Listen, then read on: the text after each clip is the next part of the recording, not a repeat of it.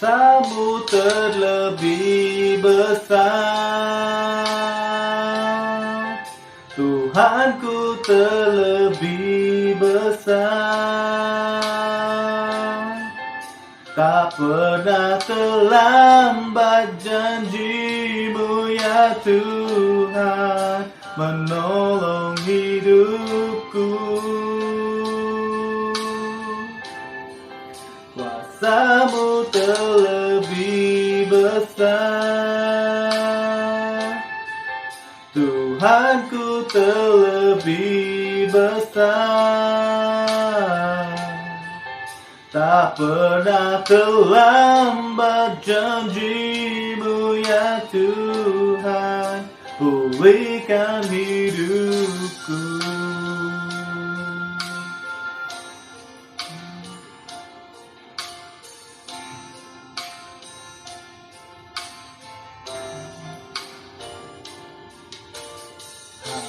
Hanya Kau Tuhan penolongku,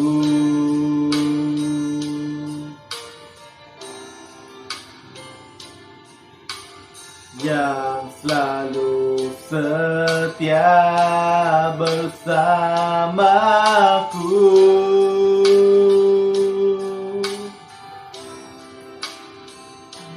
Kasih-Mu yang sanggup mengubah kehidupanku. Sungguh ku berserah,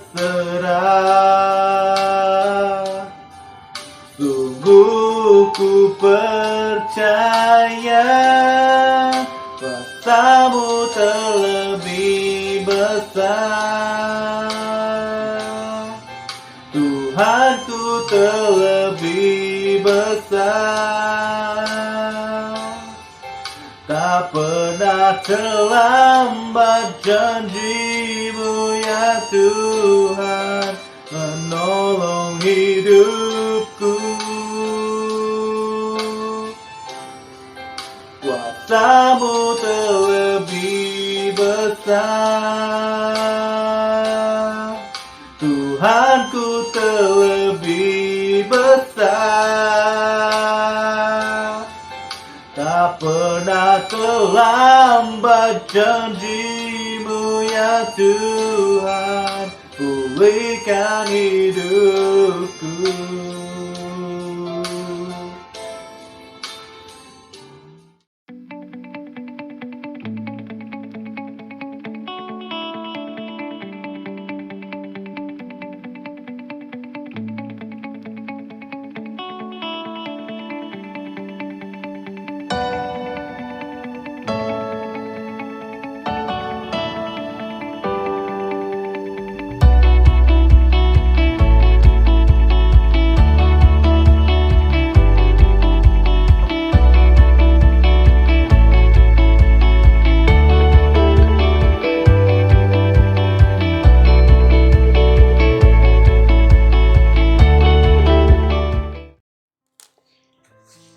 Shalom kepada semua. Bersyukurlah kepada Tuhan sebab Ia baik, bahwasanya kekal selama-lamanya kasih setianya. Amin. Puji Tuhan Yesus, kasih karunia-Nya mampu membawa kita semua ke dalam satu hari lagi ya. Tak berkesudahan kasih setia Tuhan, tak habis-habisnya rahmat-Nya ya. Selalu baru setiap pagi, besar kesetiaan-Nya. Saya bersyukur kepada Tuhan atas segala kebaikan yang telah dicurahkan seharian dalam hidup. Boleh juga kita menamakan satu persatu setiap hari dan takkan habis kebaikannya. Saya juga diingatkan bahwa kebahagiaan yang kita rasakan adalah karena Tuhan telah menulis di dalam hati setiap umat-Nya betapa besarnya Tuhan dan setia untuk membawa kebaikan kepada semua yang percaya kepadanya. Semua yang dilakukan Tuhan untuk manusia adalah dalam satu perkataan, baik. Ya, saudara-saudara, semuanya baik. Tajuk message hari ini ialah mengikuti Yesus. Saya percaya banyak message yang sudah kita dengar dalam siri mengikuti Yesus. Di sini kita akan mendalami dengan lebih khusus lagi perbicaraan Yesus dan ajaran yang diberikan kepada pengikut-pengikutnya. Kita mulakan dengan bacaan firman Tuhan dari Injil Yohanes pasal 6 ayat 37 yang berbunyi begini. Semua yang diberikan Bapa kepadaku akan datang kepadaku, dan barang siapa datang kepadaku, ia tidak akan kubuang. Amin. Mari kita satukan hati kita dalam doa ini. Ya Bapa yang sangat mengasihi kami, yang telah memberikan anak-Mu yang tunggal, Yesus Kristus, mengambil tempat kami, menjadi korban bagi kami, dan telah melepaskan kami dari cengkaman maut. Oleh kasih karunia-Mu, kami dilayakkan berdiri di hadirat-Mu.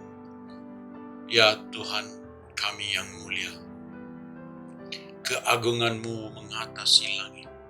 Kami berserah kepadamu, dan biarlah Roh Kudus mengambil alih dan mengurapi kami. Curahkan kasih-Mu dalam hati kami, agar kasih-Mu dapat kami kabarkan kepada semua manusia. Amin. Haleluya. Ya saudara-saudara, Yesus pernah memberi khotbah di atas bukit yang juga dikenali sebagai ucapan bahagia. Dalam bahasa Inggrisnya Beatitudes. Ya, Yesus melihat manusia yang dihimpit dengan masalah yang sangat menyakitkan dan juga menunjukkan adanya harapan bagi mereka yang mengikutinya. Ia menguraikan satu cara yang baru, yaitu melihat diri mereka sendiri dengan menukar cara menilai kehidupan secara total. Ianya sangat radikal karena ia membuka pemikiran dari sudut karakteristik setiap manusia supaya manusia boleh diberkati Allah. Khotbah di bukit telah menjadi lembaran baru bagi pendengar-pendengar dari hari itu sampai ke hari ini juga. Dan juga kepada kita semua apabila kita menuruti apa yang diajarinya dengan segenap hati. Kita akan berusaha untuk memahami kerohanian yang tersemat di dalamnya. Mari kita membuka kitab Injil menurut Matius, The Gospel according to Matthew. Matius pasal 5 ayat 3. Berbahagialah orang yang miskin di hadapan Allah, karena merekalah yang punya kerajaan sorga. Apabila kita membuat keputusan untuk masuk ke dalam hadirat Yesus, kita sadar penyembuhan yang dalam fisikal dan spiritual kita berlaku karena kekurangan yang ada dalam hidup kita. Di sebalik kesusahan kita ada hikmah, yaitu kalau kita tidak ada masalah, umpamanya kehilangan material atau dalam kegagalan moral dalam hidup kita, pasti kita tidak menemukan Yesus, pasti kita tidak memahami apa arti ucapan bahagia ini. Semua ini membawa kesadaran kepada kita bahwa kita tidak dapat menolong atau menyelamatkan diri sendiri. Tindakan yang paling waras kita ambil adalah menoleh kepada Yesus, karena Ia tidak akan membuang kita apabila kita datang kepadanya. Amin. Jadi saudara-saudara, dalam keadaan pandemik dan keadaan yang tidak menentu, selepas semuanya bertambah pulih, bertambah baik, kita masih diingatkan tentang menjaga diri kita, berwaspada. Ya, kita tidak seharusnya leka dan membiarkan keadaan yang ada sekarang ini membawa masalah dalam kehidupan kita dan juga semua yang ada di sekeliling kita. Sebab itu kita harus berjaga-jaga, berhati-hati. Ya, itu adalah pesanan daripada semua supaya kita melakukan yang terbaik.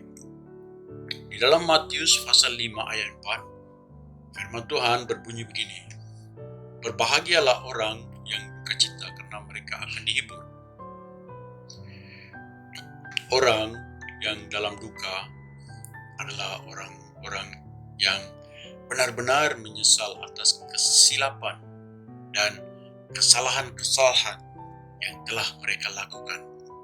Orang-orang ini ikhlas dan tidak menuding jari dan tidak menyalahkan sesiapapun. Di dalam 2 Korintus pasal 7 ayat 10, sebab duka cita menurut kehendak Allah menghasilkan pertobatan yang membawa keselamatan dan yang tidak akan disesalkan. Tetapi duka cita yang dari dunia ini menghasilkan kematian. Ini maksudnya yang pertama itu sebab duka cita menurut kehendak Allah menghasilkan pertobatan. Itu adalah ia membawa kehidupan setelah kita benar-benar bertobat dan tidak mau melakukan kesalahan itu lagi, dosa itu lagi, tidak mau. Tapi kalau kita melakukan semua ini, yaitu pertobatan menurut duniawi, yang apabila kita dihidangkan kembali perkara itu, duka cita itu terus menjadi sukacita, sebab itu ianya menghasilkan kematian. Orang-orang ini dihambat, ditekan di bawah beban dosa mereka. Orang yang benar-benar menyesal di dalam hati mereka. Oleh itu, kita lihat ada kontras di sini dalam penyesalan perbuatan antara kehendak Allah dan menurut duniawi. Nah, perkabungan mereka ke atas dosa mereka, yang memimpin mereka kepada pengakuan dan kerendahan hati di hadirat Allah, di mana ia menghasilkan penghiburan. Yakobus pasal 4 ayat 8 hingga 10. Mendekatilah kepada Allah dan ia akan mendekati kepadamu. Tahirkanlah tanganmu, hai kamu orang-orang berdosa, dan sucikanlah hatimu, hai kamu yang mendua hati. Sadarilah kemalanganmu, berduka cita dan merataplah. Hendaklah tertawamu kamu ganti dengan ratap dan sukacitamu dengan duka cita. Rendahkanlah dirimu di hadapan Tuhan dan ia akan meninggikan kamu. Ya, saudara-saudara, kita tahu manusia ini selalu mendua hati, ya. Kejap begitu tiba-tiba lihat sudah begini. Jadi kita harus selalu konsisten di dalam hal ini, ya. Sebab itu kita harus sadar kemalangan kita, malang yang menimpa kita, ya, itu adalah sesuatu yang kita harus berduka cita dan meratap, dan selalunya kita harus menggantikan tertawa kita itu dengan ratapan. Karena bila kita meratap, kita mendekati Allah melalui pertobatan, ya. Sebab itu kita harus sucikan hati kita. Semua perkara ini yang dikatakan di sini, ia menolong kita, mendorong kita untuk sucikan hati kita. Matius pasal 5 ayat 5. Berbahagialah orang yang lemah lembut, karena mereka akan memiliki bumi. Siapakah orang yang lemah lembut? Ianya adalah orang yang dapat mendisiplinkan dirinya seperti yang disebut dalam Yakobus pasal 3 ayat 2. Firman Tuhan mengatakan, sebab kita semua bersalah dalam banyak hal. Barang siapa tidak bersalah dalam perkataannya, ia adalah orang sempurna yang dapat juga mengendalikan seluruh tubuhnya. Hari ini biasa kita dengar satu perkataan, yaitu not perfect, ya. We are not perfect. Nobody is perfect. tiada siapa yang sempurna maksudnya. Jadi kita lihat apa yang dikatakan itu adalah benar, sebab kita semua bersalah dalam banyak hal. Jelas kan? Banyak hal. Mungkin saya tidak bersalah di sini dalam perkara ini, tapi saya mungkin bersalah di dalam perkara itu di sana. Sebab itu semua bersalah dalam banyak hal. Jadi biasanya selalunya bersalah dalam perkataan kita, ya. Nah, perkataan kita boleh menyebabkan kita disabit kesalahan ataupun dibenarkan. Ini biasanya berlaku pada waktu kita sedang marah dan emosi kita pada waktu itu sangat tinggi, sehingga kita menjadi kabur. Kita tidak dapat berpikir dengan waras. Justru itu kita hilang pertimbangan dan mengeluarkan perkataan-perkataan yang salah, yang tidak baik, yang menyakiti hati manusia lain, pendengar. Ia berkuasa memisahkan persahabatan. Ia berkuasa membawa pertengkaran, perpecahan, dan banyak lagi perkara-perkara yang tidak diingini boleh berlaku. Sebab itulah ucapan bahagia ini boleh membawa perubahan dalam hidup manusia yang menuruti ajaran Yesus. Ya saudara-saudara, Yesus begitu baik sekali. Begitu lemah lembut Yesus. Dan kita yang mengikuti Yesus harus sama. Jadi kita lihat di sini ialah orang yang menuruti ajaran Yesus adalah seorang yang rendah hati. Ia tidak memegahkan diri. Orang ini lemah lembut dan tidak senang dinaikkan kemarahannya.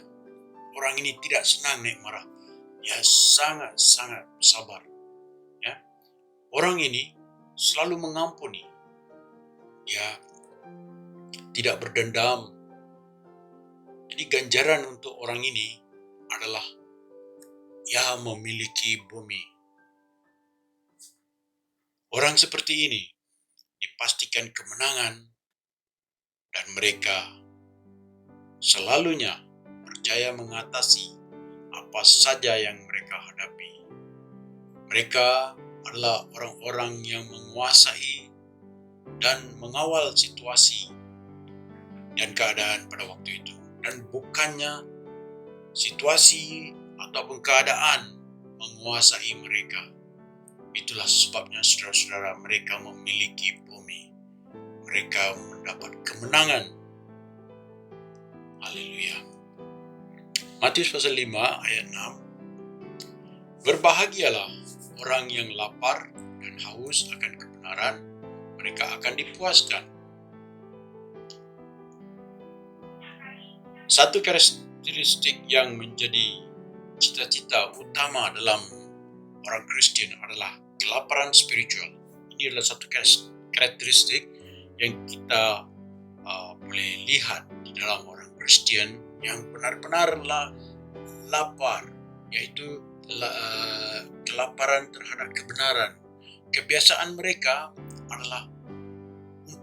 adalah mencari kerajaan Allah dan kebenarannya. Ya, seperti yang dikatakan dalam Matius 6 ayat 33, kita semua tahu perkataan ini ya, tetapi carilah dahulu kerajaan Allah dan kebenarannya, maka semuanya itu akan ditambahkan kepadamu. Kebenaran di sini bermaksud benar dan melakukan kebenaran. Perkara yang utama harus kita teliti di sini adalah kebenaran moral kita dalam karakter dan perbuatan yang membawa sukacita kepada Allah. Ada juga kebenaran sosial, yaitu kebenaran ini adalah berkenaan integriti kita. yaitu dalam urusan perniagaan, keadilan di mahkamah, memberi hormat, dan memberi penghormatan dalam urusan keluarga.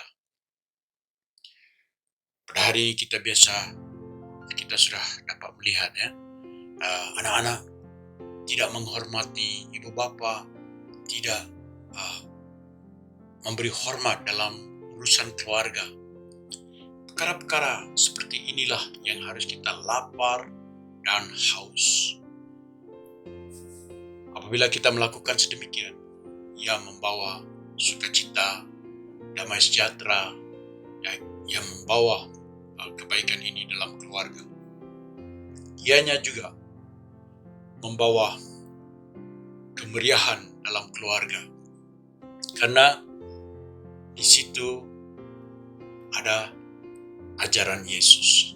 Rasul Paulus sangat prihatin tentang senarai yang memberi ganjaran kepada orang percaya yang ikhlas dalam lapar dan haus akan kebenaran.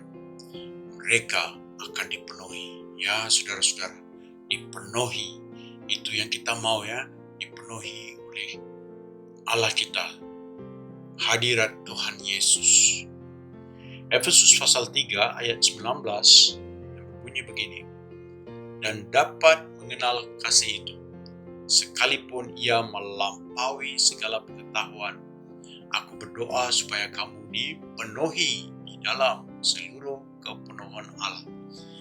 Ya, saudara-saudara, apalagi yang kita boleh dapat lebih lagi, yaitu sukacita dan Roh Kudus kita boleh terima.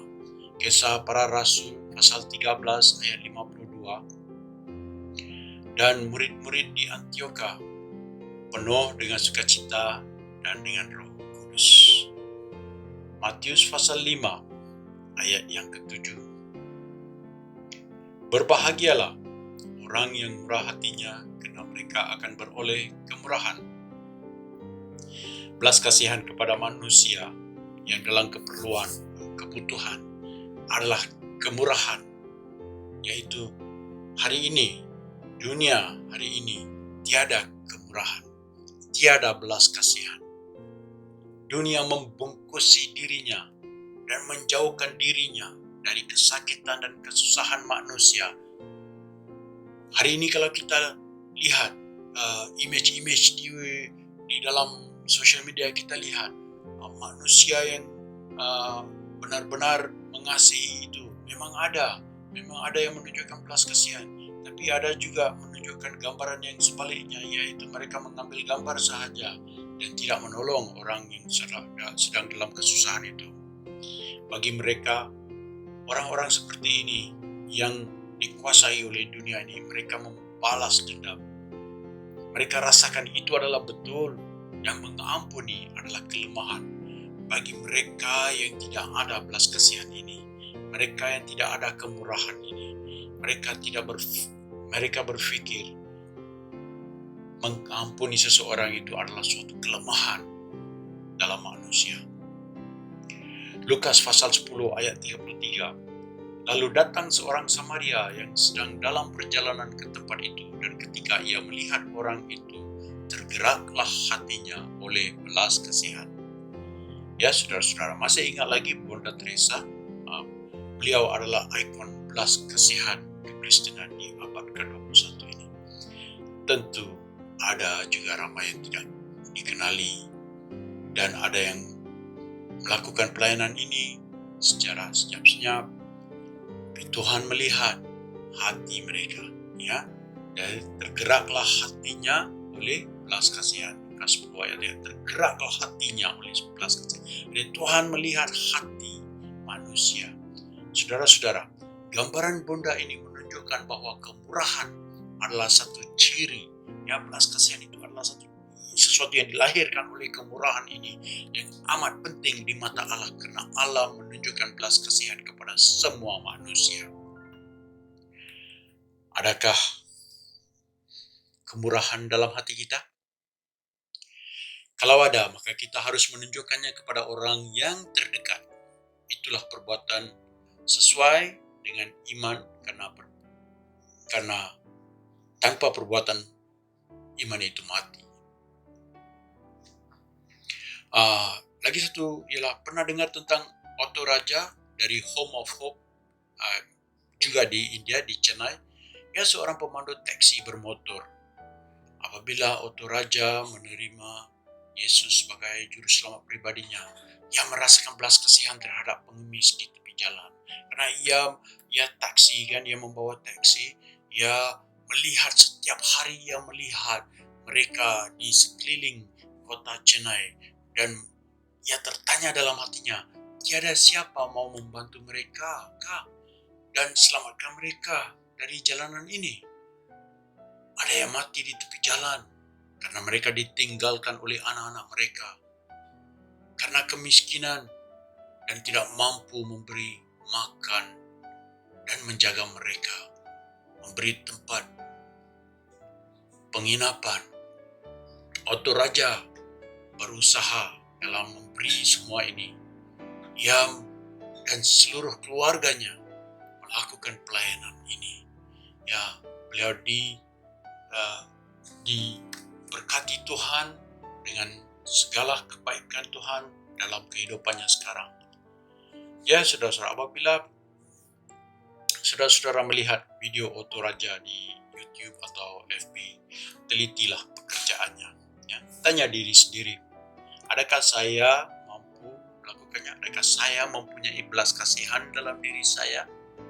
Adakah belas kasihan yang datang dari kemurahan Allah yang ada bertakhta dalam hati saya ini memampukan saya pergi ke sana, pergi di luar itu, yang orang yang memerlukan Tuhan, memerlukan pertolongan, memerlukan tempat tinggal, memerlukan pakaian, memerlukan jagaan. Dan setahu saya, Otto Raja melakukan apa yang Tuhan lakukan, sama seperti yang dilakukan mendiang Bunda Teresa. Sama seperti yang dikatakan di dalam Matius 25, Yesus mengatakan, apabila engkau melakukan untuk mereka dan satu daripada ini, engkau melakukan untuk aku. Jadi saudara-saudara, Bunda Teresa ataupun Otto Raja tidak mengharapkan kekayaan atau glamour. Mereka lakukan karena mengasihi Kristus yang telah mengasihi mereka dengan segenap hati. Sama seperti kau dan aku, bukan kita yang mengasihi dia, tetapi dia yang mengasihi kita. Kasih itu murah hati. Orang yang ada kemurahan mempunyai hati yang mengambil berat. Apabila ia melihat seorang dalam kesusahan, ia akan berusaha sedaya upaya untuk menjangkau terhadap orang itu. Sekiranya ia tidak mampu, karena apa jua situasinya, ia akan membawa dalam doa dan memberi apabila peluangnya kesampaian. Orang yang murah hati tidak akan menghalang kebaikan dan menghulur bantuan, tidak mengira kosnya di dalam melakukan kemurahan terhadap manusia lain. Orang ini beroleh kemurahan. Saya mau menjemput semua yang mau menerima Yesus sebagai juru selamat pribadi mereka. Hanya perlu bertobat dari perbuatan-perbuatan yang tidak menyenangkan, dosa yang dilakukan dalam rahasia selama ini. Tuhan mengasihi semua manusia, dan sebab itulah Allah mengutus anaknya yang tunggal, dan barang siapa yang percaya tidak akan binasa melainkan peroleh hidup kekal. Tuhan melihat hati dan semua pertobatan diterima. Dan Tuhan mencuci dosa kalian dengan darahnya, yang tiada noda, yang tiada celah, darah yang kudus, serta memberikan kalian peluang menikmati hidup baru bersama Yesus. Mari ikuti saya dalam doa ini. Satukan hati kita. Katakan dari lubuk hati yang engkau benar-benar insaf dan mau menjalani hidup yang menyenangkan Allah. Ya Allah, pencipta langit dan bumi, aku datang kepadamu dan percaya dengan segenap hati bahwa engkau telah mengaruniakan anakmu, Yesus Kristus, menjadi korban bagi segala dosa dan pelanggaran saya. Ampuni saya dan terimalah saya menjadi anak. Tolong saya menjalani hidup ini sesuai dengan kehendak-Mu. Bapa yang mengasihi dengan kasih surgawi, Bapa yang kekal, terima kasih untuk hidup kekal dalam Kristus Yesus. Dan kami mengucap syukur atas segala kebaikan-Mu. Dalam nama Yesus kami berdoa. Amin. Kiranya Tuhan memberkati Anda semua. Jumpa lagi minggu hadapan untuk mengikuti siri Yesus ini. Amin.